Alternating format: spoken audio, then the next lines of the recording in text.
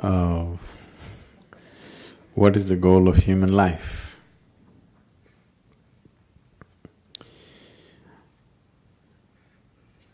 What is the purpose of human life? Or in other words, why life? That's a question. When it comes to life and existence, you never ask why. When it comes to fundamental existence, you never ask why. Because if you ask why, then I have to tell you a story. When I say a story, even if it's a real story, a real story, whatever I speak, if it is not in your experience, it is just a story. The only option that you have is either you believe me or you disbelieve me. Yes? If you believe me, it doesn't get you any closer to truth. If you disbelieve me, it doesn't get you at all. So, you never ask why. Right now, you're here with life. Why such a question has come? What is the goal of life? Because the process is not enough, isn't it? Yes? The process of life is not enough somehow. Suppose you were bursting with ecstasy every moment of your life, such a question would never come.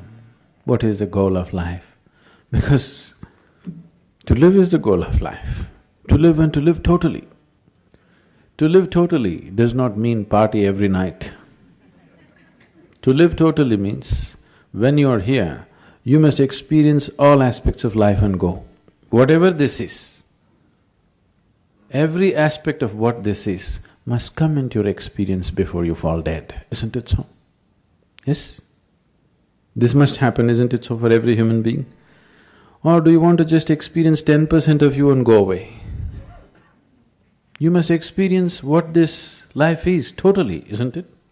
Before you go, you must experience this. If you do experience that, then such questions will never arise in your mind because that's not the way existence is.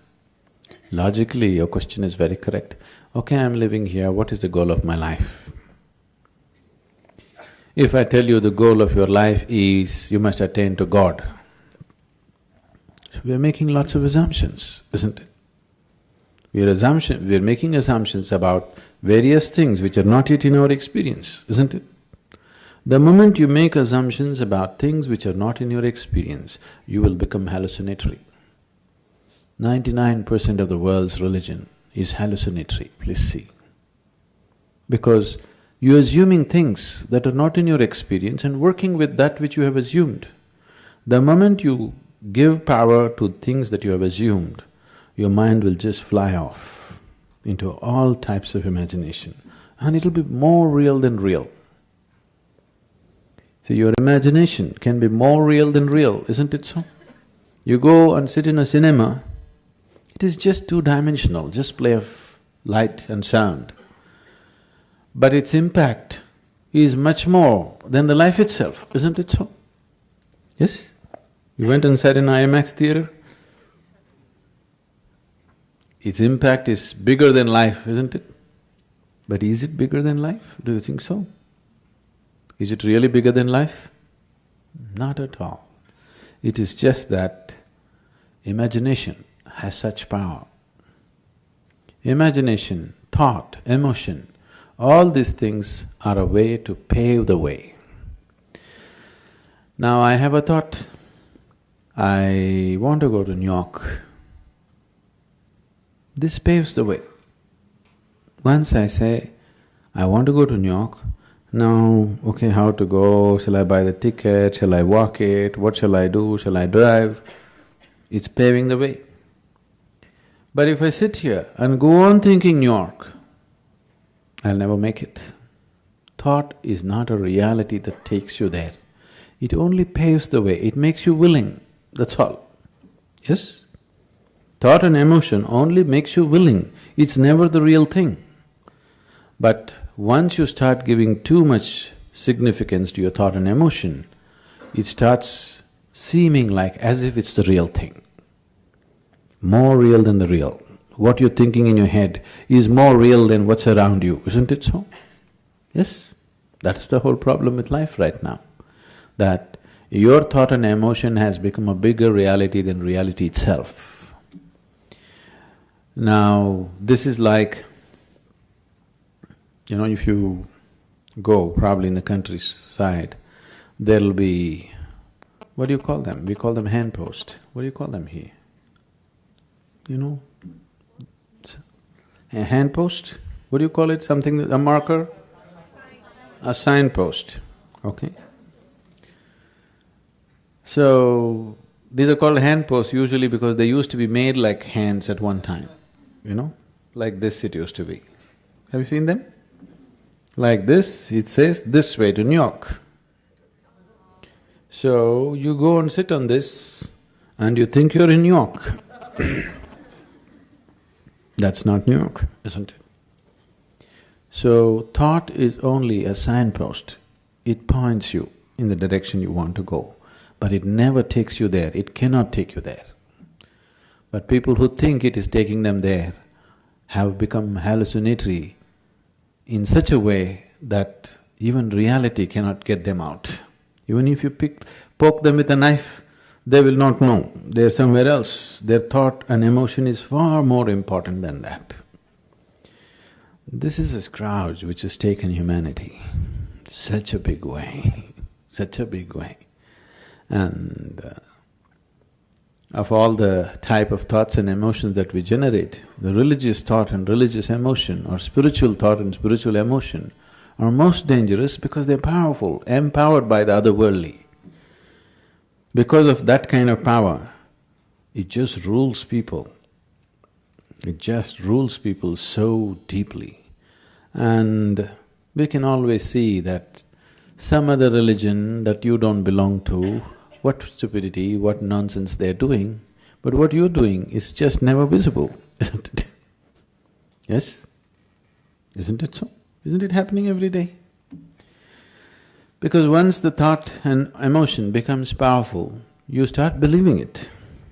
Once you start believing something which is not yet in your experience, you are a dangerous human being. Because all the conflict on the planet, even today, what's happening, though people try to project it as it is good versus evil, though people are trying to project it as good versus evil, it is not about good and evil. It is always about one man's belief versus another man's belief, isn't it so? Always between one man's belief and another man's belief. Why can't we be sincere enough to simply see whatever we do not know as we do not know? What is the problem? This is the biggest human problem. They can't see that they don't know. They have to bullshit themselves all the time. And this is not a joke. This is a terrible tragedy on the planet, isn't it? This is not a joke, this is not a simple thing. It has cost phenomenally for human life on this planet, phenomenally, and still continuing to cost. But what we think and feel is so important, isn't it? So, what is the goal? What if there is no goal? What will you do? Will you die tomorrow? Suppose there is no goal. What to do? You want to die? Isn't it wonderful? There's nowhere to go. Yes? Isn't it really great? There's nowhere to go, you don't have to work your way to heaven, you can just live here happily. No, we are going to heaven. If you're so sure you're going to heaven, what are you waiting for? If you're so dead sure you're anyway going to heaven, what are you waiting for? I can't understand the logic. Huh? Waiting for the ticket. All you have to do is go and cut your throat in front of the temple. You understand? Whichever is your favorite temple, it'll happen. People 100% believe after I die, I will go to the lap of God. If you are going to the lap of God, you should not delay it. Really? Isn't it so? Such a sacred duty, can you delay it? You must go today, not even tomorrow. No, you want to live long. So why are you postponing such a wonderful opportunity? That's because you're full of bull.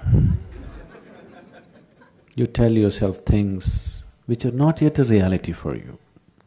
I'm not questioning whether these things exist, not exist, but it's not yet a reality for you. If you talk about things which are not yet a reality for you, to put it very bluntly, it just amounts to lying. This lying has cost phenomenally for individual human beings and for the whole humanity in a big way.